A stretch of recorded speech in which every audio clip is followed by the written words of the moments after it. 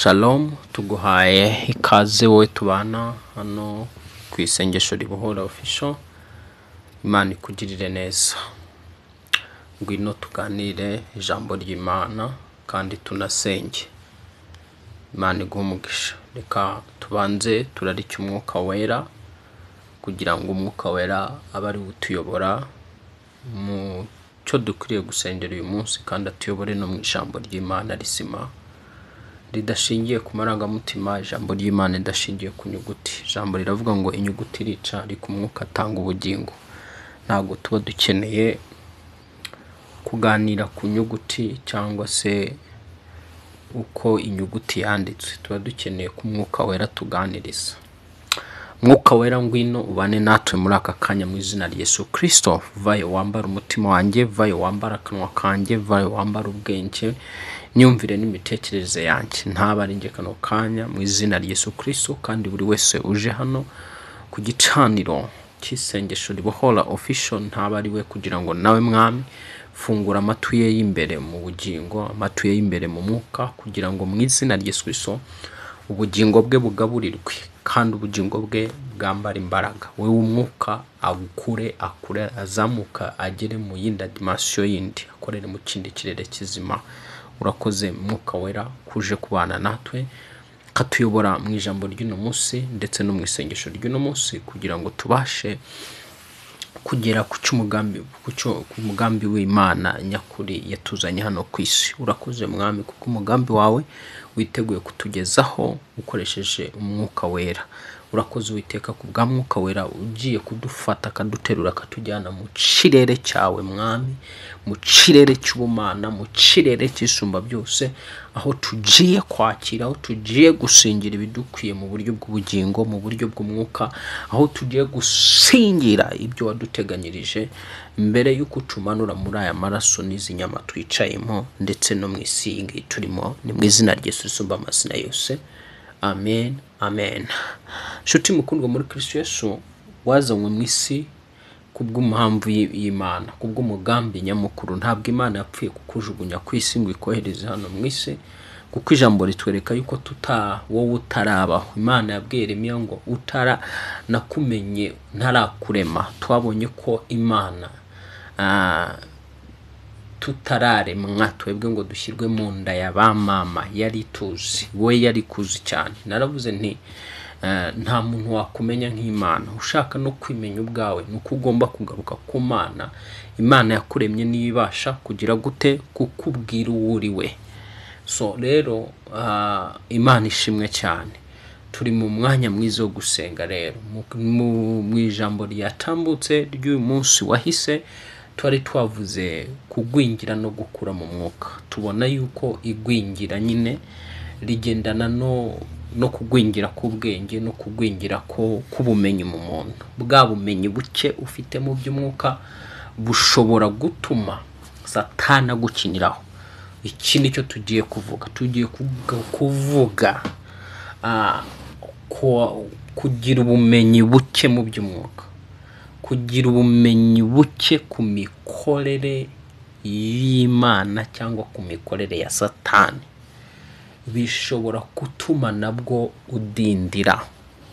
Ntabwo ushobora gukora icyo utazi, ukora icyo uzi. Iyo ikintu utakizi bisaba kugira ngo wiyambaze abagufasha, kandi ubwo hagati y'aho ngaho iyo ugiye kwiyambaza ugufasha kuguha serivisi y'icyo utazi, bizagutwara ikiguzi. Hari ikiguzi uzagomba gutanga kugira ngo uhabwe ya serivisi utazi. Tuvuge urugero, telefoni yawe ipfuye igapfa, utazi kuyikorera, bisaba kugira ngo uyijyane ku muntu uyigukorera. Hari icyo umugomba. Umunsi umwe nagize akabazo gatoya hano kuri YouTube. Kari akantu gatoya, niriwe umunsi wose ndwana nako kugira ngo ndebe ko bikunda, birananira. Ariko ndajya nkubwira ngo niyambaje umuntu ubizi, iminota 2 yahise amvanamo 10,000. Ndibaza Mana yanjye, iwe mu minota 2 nge nagerageje kubikora umunsi wose birananira. So nuvuga ngo rero ibyo binyigisha ko kutamenya ari ikibazo kutamenya. Nuvuga ngo rero ubumenyi ufite buke ku isi y'umwuka, ubumenyi buke ufite ku mikorere y'abadayimoni n'imikorere ya Satani, ubumenyi buke ufite ku mikorere y'ubumana bizakudindiza mu buryo bw'umwuka no mu buryo bw'umubiri. Ni ukuvuga ngo rero ni byiza ko wifuza kugwiza ubumenyi nk'uko ubona hano mu isi dutakaza amafaranga menshi tugura ubumenyi. Niba kano kanya ari ikintu gihenze gikomeye kurenza ibindi, ni amashuri, ni ukwiga. Kwiga bisigaye bihenze. Ndavuga kujya guhaha ubumenyi bwa hano mu isi bisigaye bihenze. Ushaka kugira ngo umwana wawe yige neza, bigusaba kugira ngo umujyane mu kigo cyiza, kandi ibyo bigo uzasanga bihenze bya Cambridge. So ni ukuvuga ngo rero sasa mu mwuka naho ukeneye gushora imbaraga nyinshi ushaka ubumenyi ku isi y'umwuka n'imikorere yayo. Impamvu tugomba gushora imbaraga nyinshi mu gushaka ubumenyi mu isi y'umwuka, nuko isi y'umwuka niyitegeka ibi bigaragara, niyitegeka ibiboneka. Ibiboneka byose tubona biri hano mu isi byavuye mu bitaboneka.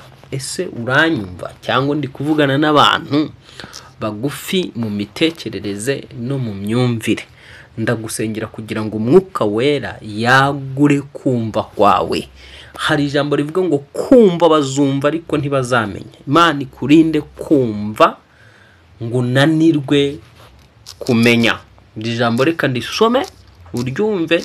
Iravuga ngo kumva bazumva ariko ntibazamenya. Biragatsindwa n'Imana kuba wakumva ariko ntumenye mu izina rya Yesu. Ndagusengera kugira ngo wowe umva ukuntu hano Matayo 13:14 havuga ngo ndetse ibyo Yesaya yahanuye bibasohoyeho ngo kumva muzumva ariko ntimuzasobanukirwa, kureba muzareba ariko ntimuzabibona, ngo kuko umutima w'ubu bwoko ufite ibinure n'amatwi yabo akaba ari ibihurihuri, amaso yabo bakayahumuririza kugira ngo batarebesha amaso, batumvisha amatwi, bakamenyesha umutima, bagahindukira ngo bakize. Urumva hano iri jambo ukuntu riri kuvuga ngo kumva bazumva ariko ntibazasobanukirwa. Nanjye ndimo nkubaza ngo icyo ndi kuvuga uri kugisobanukirwa? Uri gusobanukirwa ko ibiboneka byaremwe mu bitaboneka? Iryo jambo uri kuryumva, uri kuritekerezaho ko ibiboneka byavuye mu bitaboneka? Kuko rero ibiboneka byavuye mu bitaboneka kandi ukaba ukeneye wowe biboneka. Ndabeshya se? Ntabwo ukeneye ibiboneka, sibyo wifuza ku manywa na nijoro. Ibyo biboneka bifatika kugira ngo bigereho. Niba biva mu bitaboneka, nuko ugomba gushora imbaraga nyinshi mu isi itaboneka, kuko mu isi itaboneka niho hava ibiboneka. So nukuvuga ngo rero nituba bagufi mu mitekerereze, nuba mugufi mu mitekerereze yo kumva iby'umwuka, bizatumudindira. Satani ntaboneka, azaza gukinira wakuneshe. Imyuka mibi izakunesha kuko utazi uburyo yakwinjiriye, utazi n'ikiri kujya imbere. Ndagusengera, niyo mpamvu hano ku isengesho ribohora official, Imana Data twese yatugiriye ubuntu bwo kumva ibyo abandi batumva. Aha ni ahantu uzumva amagambo utashaka, amagambo utakura ahandi hantu. Ni ahantu uzumva ibyo utigeze wumva. Ngerageza gusenga cyane kugira ngo mbe yani icyo nzanye uyu munsi kibe gitandukanye n'icyejo wumvise, kuko umwuka w'Imana ndiho kandi akangirira ubwo buntu. Ndagira ngo rero dusangire ibyo utigeze wumva. Narindimo mvuga rero kano kanya, shora imbaraga mu kumenya cyane isi y'umwuka, umenye imikorere yayo. Numara kumenya imikorere y'isi y'umwuka, wifuze noneho sasa kwambara imbaraga zo gusenga kugira ngo bya bindi wamaze kumenya utangire kubikora. Kuko nanone iyo wagize ubumenyi udakoresheje ntacyo buba bumaze. Uzi gutwara imodoka warabyize ariko utayitwara, byaba bikumariye iki? Utazanayitwara mu buzima. Ariko iyo uyitwara, ibyo nibyo biba bifite icyo bimaze. Uzi kwitwara, ufite na perime yayo, urayitwara. Ariko noneho sasa ufite perime ntunayitwara, upfuye utanayitwaye, urumva ntacyo biba byarakumariye. So ni ukuvuga ngo rero sasa ubumenyi bwashyizwe mu ngiro umuntu yakoresheje nibwo bumuzanira umusaruro. Kuza rero nanone hano ku isengesho ribora tukigisha isi y'umwuka n'imikorere yayo ukabimenya, ariko ntiwapurike, ntufate bya bindi wamenye ngo utangire kwapurika gushyira mu bikorwa, ntacyo byakumarira. Twigisha rero hano ibyo twigisha kugira ngo bikorwe, atangira wapurike. Iyo tuvuga rero sasa shaka ubumenyi cyane ku isi y'umwuka, umva ukuntu Yesu yavuze muri Hosea, ijambo ry'Imana rivuga muri Hosea 4:6. Hosea 4:6 haravuga ngo ubwoko bwanjye burimbutse buzize kutamenya cyangwa se kubura ubwenge, ngo ubwo ubuze ubwenge nanjye ndakuretse, reka mpasomo ubyumve. Ubwo nari mpavuze mu mutwe, ariko reka tuhasome ubyumve. Hosea 4:6. Hosea 4:6 bivuga ngo ukeneye gushaka ubwenge. Ukeneye gushaka ubwenge, ukabushaka hasi no hejuru. Nudashaka ubwenge niko kumenya nyine. Ubwenge niko kumenya.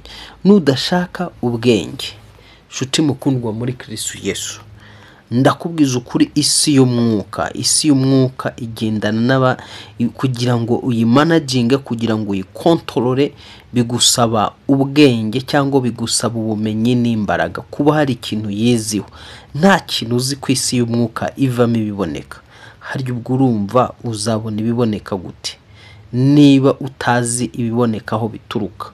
Ni ngombwa kugira ngo nge nawe aho haturuka ibiboneka, aho hava ibiboneka, tuhashora imbaraga. Hosea 4:6 ubwoko bwanjye burimbuwe buzize kutagira ubwenge. Ubwo uretse ubwenge nanjye nzakureka we kumbera umutambyi. Ubwo wibagiwe amategeko y'Imana yawe, nanjye nzibagirwa abana bawe. Oh my God. Ngo ubwoko bwanjye burimbuwe buzize kutagira ubwenge. Ntabwo burimbuwe buzize gusambana, kwiba, kwica no gukora ibindi byose. We hano ijambo rivuze ko burimbuwe buzize kubura ubwenge. Satani yakurimbura kubera wamubuzeho ubwenge. Gute yakurimbura wabuze ubwenge? Ashobora kuza akinjira mu mubiri wawe ntumenye igihe yinjiriyemo. Ukirukanka kwa muganga wivuza usirikira, ujya kwa muganga, ujya hirya no hino, niko babura indwara. Ukava mu bitaro ujya ku bindi bitaro, indwara ikabura. Kubera iki? Icyo uri kwivuza si cyo kibazo ufite, cyangwa se uburwayi wibwira ko ari bwo urimo uravuza sibwo nyakuri. Hari umwuka wamaze kwinjira mu mubiri wawe, utangira gukora akazi. Ariko kuko ufite ubumenyi buke ku mikorere y'umwuka, kuko ufite ubumenyi buke ku mikorere ya Satani, uzabungagira ujya hirya no hino, ujya kwa muganga wivuze babura indwara, ari amafaranga yawe agushireho, umwanya wawe uwutakaza ubusa, birangire n'indwara yaguhitana. Kuko ari indwara y'abadayimoni, ari indwara zikuzavuye mu isi y'umwijima, zamaze gusetingwa mu mubiri wawe kandi zisabwa kugira ngo zikurwemo n'imbaraga z'amasengesho. Kubera iki Satani ntabwo yirukanwa n'ibinini, abadayimoni ntabwo birukanwa n'imiti. Abadayimoni umva hari abantu birukankira bakababwira ngo mujya mwumva amwe mu matangazo y'abapfumu batanga amapublicité ku macana amwe namwe no ku maradiyo, ngo muganga uvura imyatsi ngo akavura ngo akirukana za nyabingi. Nta muganga wirukana za nyabingi azirukanishije imbaraga z'imiti. Nta muganga kugarurira umugabo, kugarurira umugore, gw'igikundiro ngo akuzingure akoresheje imbaraga z'imiti.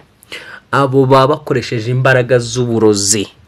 Iyo ugiye ku mupfumu ukajya kwizinguza uri umukobwa abuze umugabo, ujye umenya ngo ni uvuga ngo ngiye kwa Satani, ngiye mu badayimoni. Abadayimoni rero ntibirukana abandi badayimoni. Iyo utangiye kujya mu bintu by'ubupfumu uragize ngo uranashatse, ujye umenya ngo umugabo umushatse mu buryo bwa Satani, si mu buryo bw'ubumana. Azanywe n'imbaraga z'abazimu.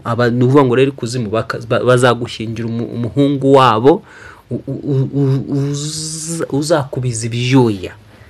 Nuvuga ngo rero sasa naha ijambo rero rivuga ngo ubwoko bwanjye buri mbuwe buzize kubura ubwenge. Nuvuga ngo rero sasa hariho gushaka ubwenge, shaka ubwenge no kumenya, shaka ubumenyi, shaka shora imbaraga zawe zishore cyane mu isi y'umwuka. Wifuze kugira ubumenyi buhagije. Umva ukuntu ijambo ry'Imana hano rivuga. Umva ukuntu ijambo rwose ry'Imana hano rivuga. Uryumve neza, hanyuma nge nawe wumve icyo Imana hano ivugana n'ubugingo bwawe. Niyo mpamvu buriya Yesu yabwiye abigishwa aravuga ngo ntimukiganyire mwibaza ngo muzarya iki cyangwa muzambara iki, ngo Data wo mu ijuru azi ko ibyo mubikwiye byose, ngo mubanze mushake ubwami bw'Imana no gukiranuka kose, ngo ibindi muzabyongererwa. Nuvuga ngo Imana ishaka ko urazwa inshinga no gushaka ubwami bw'Imana, ikakubwira yuko bya bindi bijyanye no kurya no kunywa no kwambara ugomba kubyongererwa, kuko Imana izi yuko ibyo wifuza n'abapagani, ibyo abapagani bo mu isi bifuza, Imana irabizi ko nawe ubikeneye cyane. Irabizi, niko ikubwira. Irabizi cyane ko ubikeneye. Irabizi ko wambaye umubiri ukeneye kurya, umubiri ukeneye aho kuryama. Ntabwo ibyo yabikwima, ahubwo kuvuga ngo banza ushake ubwami bw'Imana no gukiranuka kose, ibindi uzabyongererwa. None iyo ubwirwa sasa ubwami bw'Imana, wigibuke ko ni ubwami butagaragara, ni ubwami butaboneka. Akazi kabwo, imirimo y'ubwami bw'Imana ikorerwa mu mwuka. Nta wakubwira ngo ushaka umuntu utazi utanabona, nta na nimero ye, nta na contact ye ufite, bakaguha ikizamini cyo kumushaka. Urumva imbaraga bizagutwara kugira ngo mubone? Uzatangira ushakisha, wenda baguhaye amazina ye, utangira ushakisha, wenda uvuga uti runaka hari umuntu umuzi, runaka hari umuntu. Uko ni Imana ntiboneka, ntigaragara, ni mu mwuka gusa. Yashyizeho inzira zo kuyibona, nicyo cyiza cyayo, kuyibona. Yabishyizeho uburyo, inzira wacamo ukayibona. Inzira yo kugira ngo ubone Imana ni Yesu Kristo. Yesu yavuze ngo ni nge nzira n'ukuri n'ubugingo.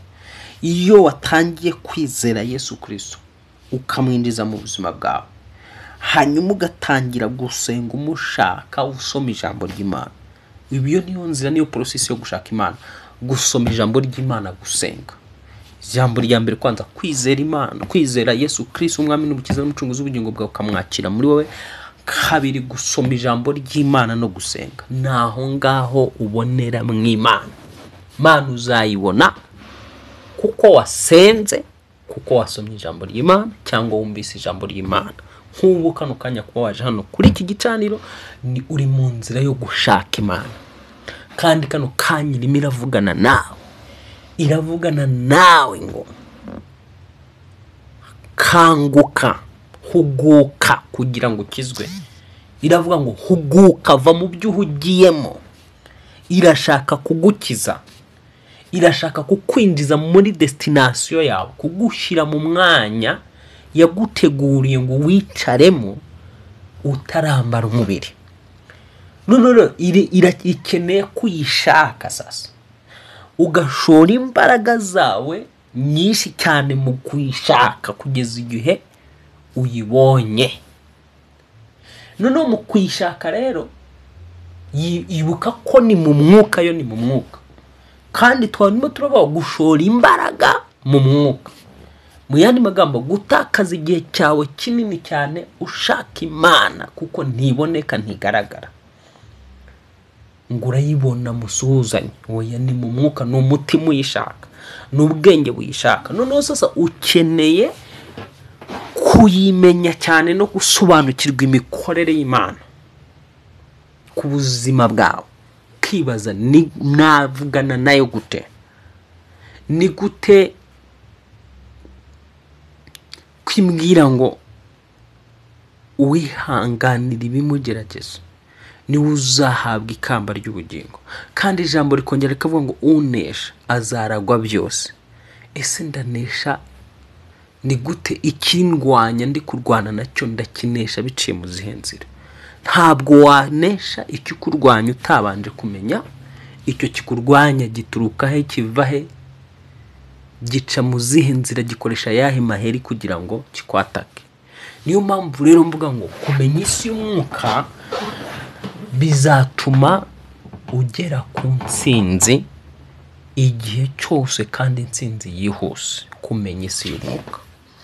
Noneho rero reka dusome ijambo ry'Imana wumve icyo ritubwira ahangaha.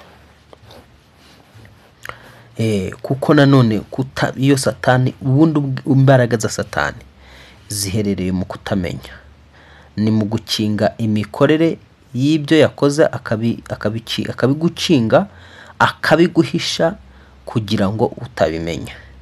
Kuko rero ibyo aba yakoze unanirwa kubitahura no kubivumbura, biragoye kugira ngo umurwanye, kuko ntiwarwanya witiranya ibintu. Natanze urugero rwa hafi by'ukuntu ashobora kuza Satani akaguteza uburwayi, yamara kuguteza uburwayi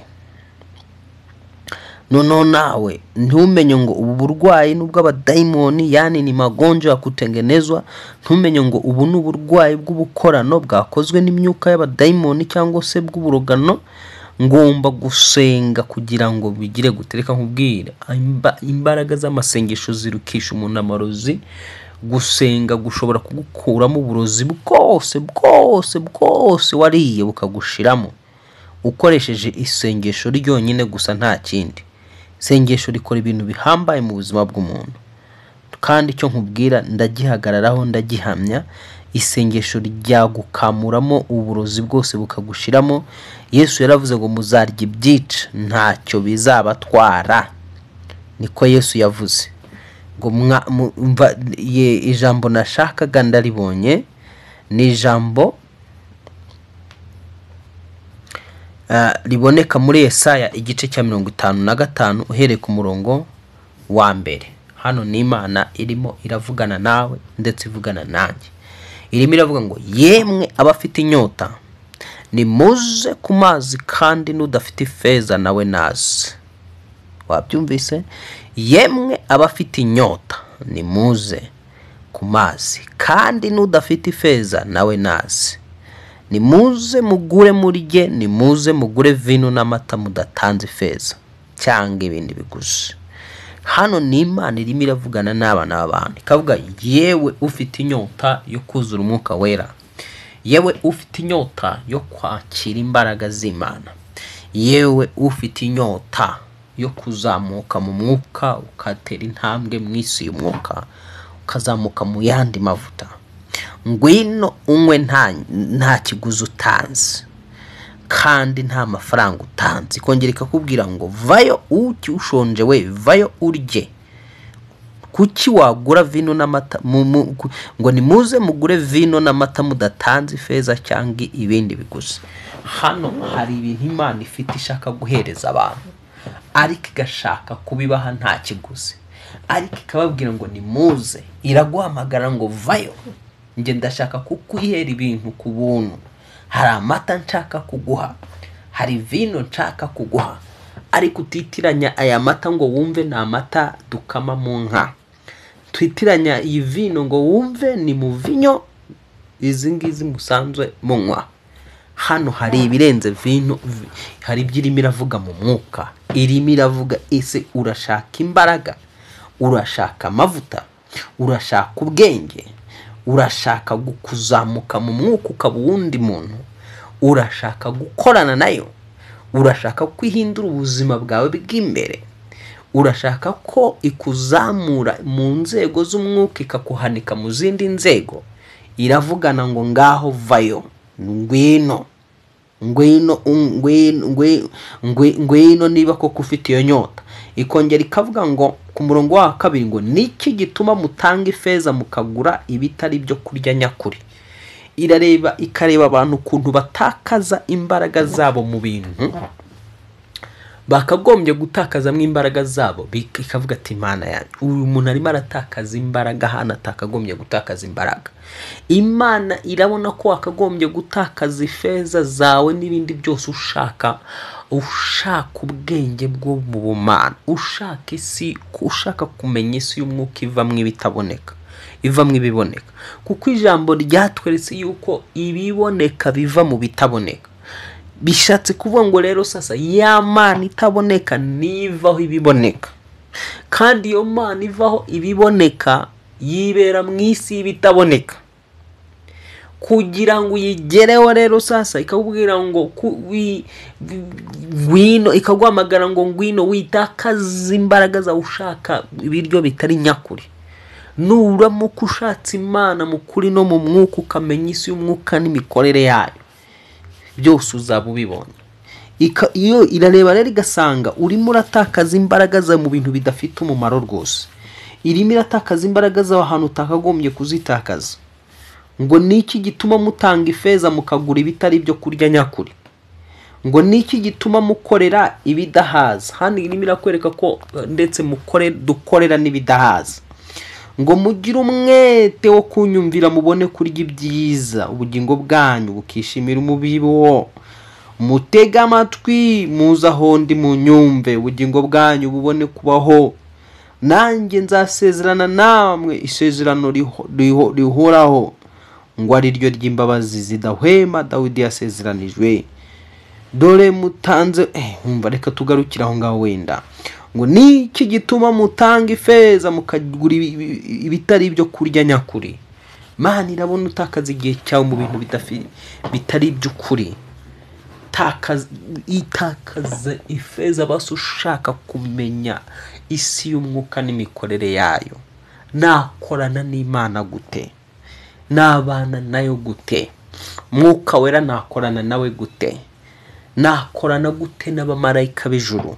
Kuko ibyo byose hano mu isi hari ibintu Imana yaduhaye tugomba gukoresha tukagera ku mugambi w'Imana, cyangwa se ku cyo twifuza. Cyambere yaduhaye tugomba gukoresha kandi tugakoreramo ni ijambo ryayo.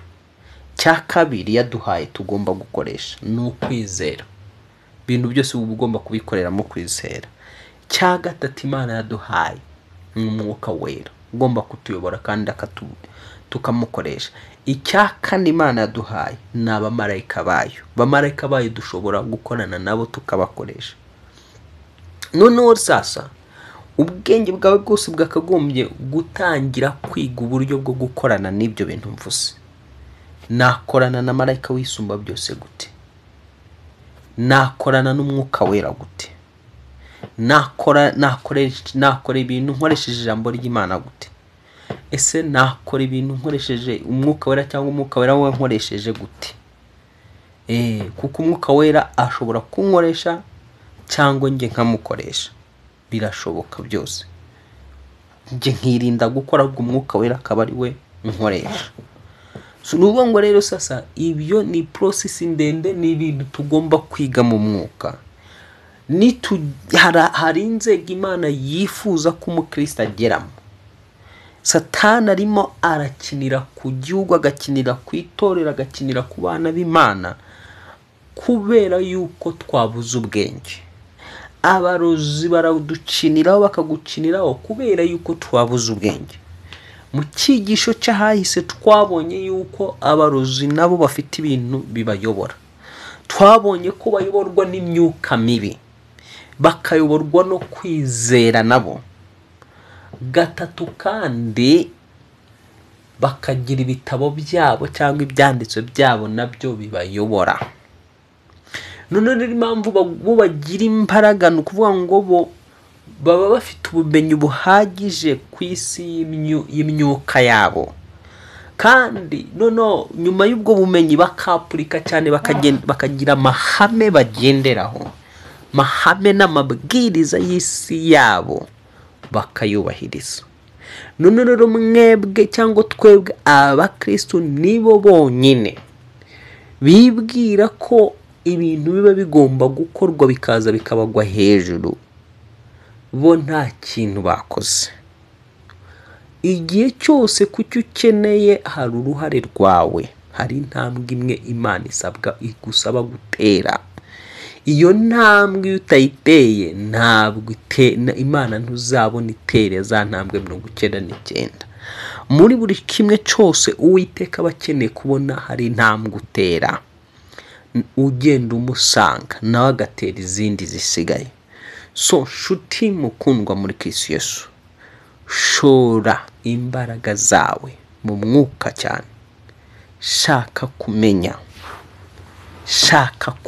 cyane. Umvira ijambo nanone ari ryo dusorezaho, twinjire mu mwuka wo gusenga. Kuko kutamenya biragatsindwa n'Imana, kutamenya biragahambirwa ikuzimu. Kutamenya biragatsindwa, kutamenya biragukerereza, kutamenya bituma umuntu wari wese akuvogera. Kutamenya biragatsindwa. Ngaho reka dusome iri jambo uryumveho gato.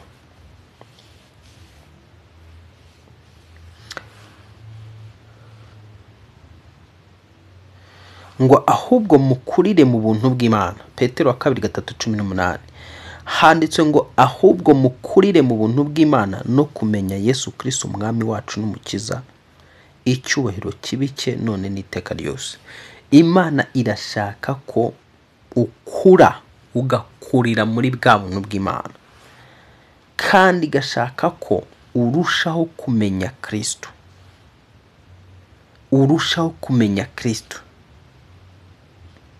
None urumva nukumenya, ukeneye ubumenyi buhagije. Rega iyo tuvuga Kristo nawe wibuke Kristo ni umwuka, ntiwamubona kano kanya. No kwiga umuntu utabona ariko wabayeho akaza ku isi, unariho uzahoraho iteka ryose, kandi n'aka kanya kabariho mu buryo bw'umwuka. Kumumenya rero bigusaba cya gihe cyo kugira iyo nyota, bigusaba ya nyota. Reka dusome Petero 2:1-6 ubundi dusenge. Petero 2, reka duhere ku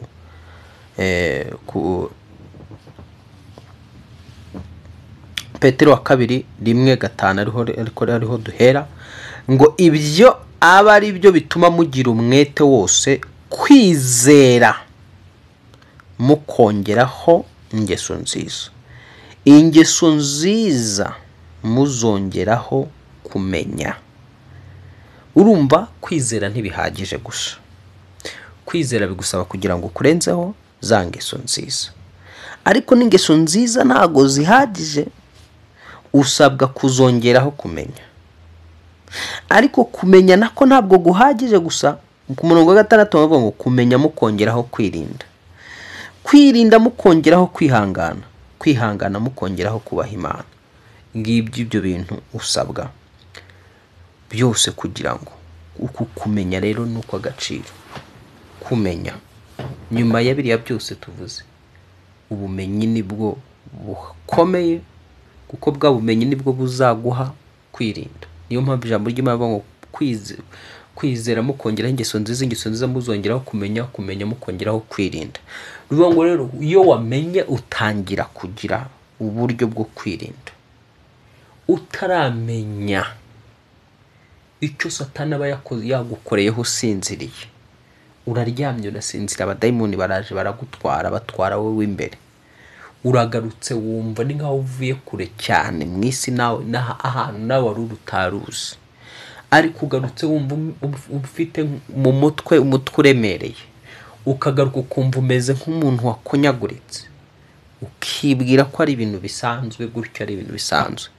Kumbe katika ulimwengu wa roho wachawi wamekutokea, mu isi y'umwuka abarozi bakugendereye, bakaza bakagutwara mu masi yabo, bakajya kukuvunagurirayo, bakakugarura bakuvunaguyemo. Noneho ukibaza ngo ibi ni ibiki? Kandi sobanukirwa, angaje isengesho, utangira ukubita imbaraga zari zagutwaye, ikuraho wibonaga. Imana ikugirire neza kandi Imana ikwambika imbaraga. Reka dufate umwanya wo gusenga kugira ngo Imana igwize ubwenge bwawe kandi igwize kumenya mu izina rya Yesu. Imana iguhe kumenya. Ijambo rirambwira ngo abagenzi naho baba arabaswe iyo nzira ntibazayoberwa. Nuvuga ngo buri muntu wese yiyemeje yahagurutse, ntabwo Imana yagutererana, yiteguye kugira ngo iguhe kumenya icyo ushaka kumenya. Nkuko rero dushora amafaranga menshi cyane mu bumenyi busanzwe bwa hano mu isi, shora n'imbaraga nyinshi mu gushaka Imana no mu gusenga. Banza ushake ubwami bw'Imana mu buryo bwo gusenga, mu buryo bwo gusoma ijambo ry'Imana. Imana iraza kuguha kumenya isi y'umwuka n'imikorere yayo.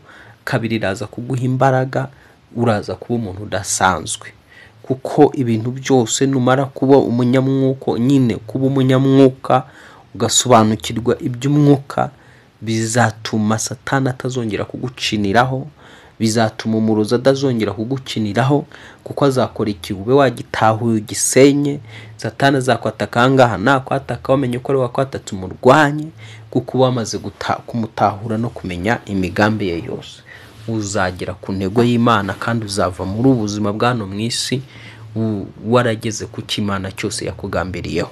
Mana, mu izina rya Yesu Kristo, dusanze yuko kutamenya ari akagarama, kuba ubujiji ari bubi mu by'umwuka. Ngwino ujijure twebwe abari hano ku isengesho ribohora official, mu izina rya Yesu Kristo. Jijuru uyu mugabo, jijuru uyu mukobwa, jijuru uyu musore, jijuru uyu mugore, jijuru uyu muntu wese Mwami, umuhe kumenya mu izina rya Yesu. Kumenya ko kumenya isi y'umwuka, kumenya ko kumenya uburyo yakorana nawe, kumenya ko kumenya uburyo yakorana n'umwuka wawe wera, kumenya no ko gusobanukirwa uko yakorera mu ijambo ryawe, kumenya ko gusobanukirwa uko yakorana Mwami Yesu Kristo n'umwuka wawe wera katika Generation, ndetse akaba yakorana na marayika wawe ujya wohereza akabana natwe.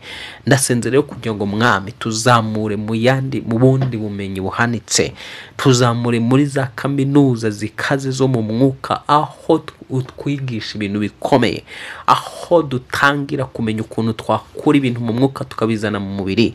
Dukeneye gukora ibintu bikomeye nk'ibyo ba Eliya bariya bakoze, basengaga umuriro ukamanuka, bahagarikaga imvura imyaka 3 n'amezi n'igice bigakunda.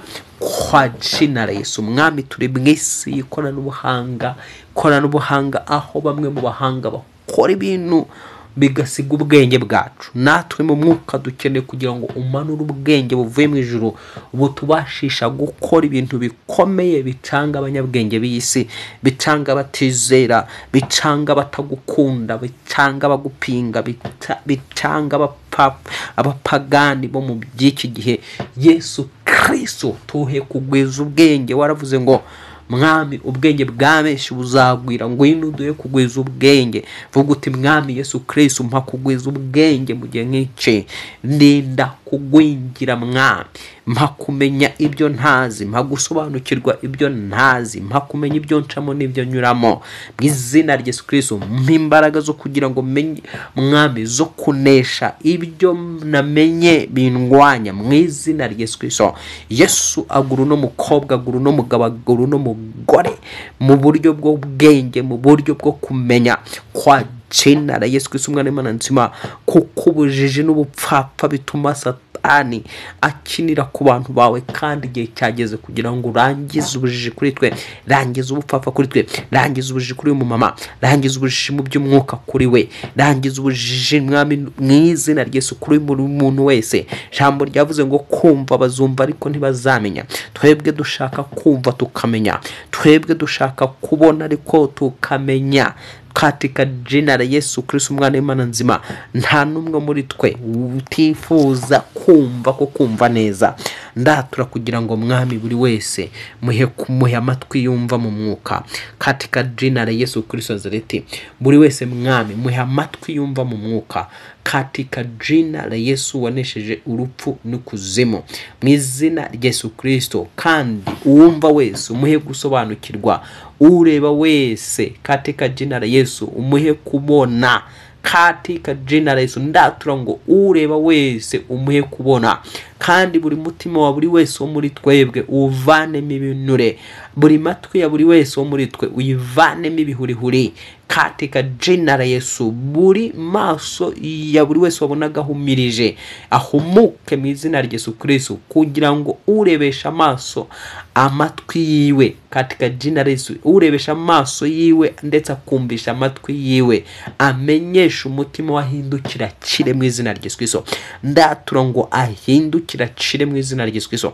Mwami turashaka gukira, turashaka gukira mu mwuka, turashaka gukira mu mubiri, turashaka gukira katika jina la Yesu mu by'umwuka no mu by'umubiri.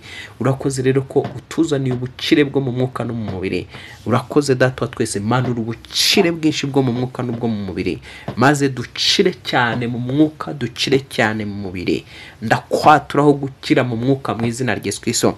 Ndakwaturaho kugira ngo Imana igutandukanye na buri kimwe cyose cyari cyugarije ubuzima bwawe bw'umwuka mu izina rya Yesu, ndetse n'ubwo mu mubiri.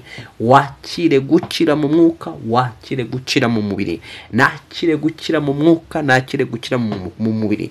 Mbumukire wo mu mwuka, nawe umukire wo mu mwuka mu izina rya Yesu Kristo. Mbumukire wo mu mubiri, nawe umukire wo mu mubiri. Byose bigendane mu izina rya Yesu Kristo usumba amazina yose. Urakoze mwami kuduhaye gukira mu mwuka no mu mubiri, mu izina rya Yesu Kristo risumba amazina yose.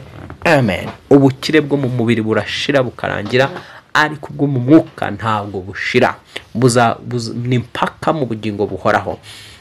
Ndagusengera rero kugira ngo ugire ubukire bwinshi mu mwuka no mu mubiri. Ubu bukire rero ubwo mu mwuka no mu mubiri wumvise process yabwo kugira ngo bwakire, cyane cyane ubwo mu mwuka. Ubwo mu mwuka bigusaba ngo bigusaba kuba igihe cyose Imana ivugana nawe ubasha kumva kandi ugasobanukirwa. Bigusaba kugira ngo niba hari ikintu ikwereka ukirebe ndetse unakibone, ukitegereze cyane. Bigusaba kugira ngo umutima wawe uburi wa mutima utariho ibinure, umutima wakira vuba cyane. Kandi bigasaba kugira ngo amatwi yawe aba atarimo ibihurihuri, ari ya matwi yumva neza cyane. Bikagusaba ko amaso yawe aba adahumirije mu mwuka. Amaso yawe agomba kuba areba ukanuye ku maso, ucanye ku maso.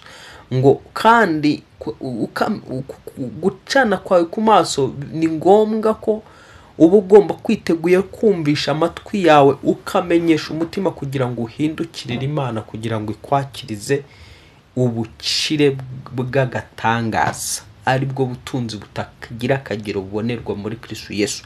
Hari ubutunzi utabona uko utashyira ku munzani, utashyira ku gipimo ngo bukunde. Ni bwinshi cyane, ntiwabubara ntiwabusoza. buhishwe muri Kristo Yesu, kandi uwo Kristo Yesu ashaka kugira ngo abumbe nawe abugwe. Ni ubutunzi bushobora kukugeza ku kintu cyose wifuza. Ni ubutunzi bwakwigisha uburyo wadiringa n'ikirere kikakumva. Ni ubutunzi bwatuma udiringa na buri kimwe cyose kigaragara kikumva. Aho Yesu yavuze ngo dushobora no kudiringa n'imisozi ikimuka ikava aho yariri. Aho Yesu yavuze yuko dufite gukora ibyo yakoze ndetse tukarusha n'ibyo yakoze akiri hano ku isi. Ubu urumva rero hari ubutunzi Imana ishaka gusingiriza buri wese wo muri twe bwo mu mwuka, bushobora kukuvanamo kuba umuntu uhambaye muri iyi si ya none. Nanjye gutyo ubwo ndakubwira nibwira, reka njye nawe rero dufatanye gushora igihe cyacu gihagije mu gushaka iyo Mana nyamana kugira ngo idusingirize ubwo butunzi bw'umwuka. Igihe cyacu tugishore mu gushaka kumenya isi y'umwuka no gukorana nayo mu izina rya Yesu. Imana igumugisha. Wowe rero utarakanda subscribe ntugende utayikoze kugira ngo tubane buri munsi, kandi namwe mwayikoze turabasaba kugira ngo mukoreshe ya na like.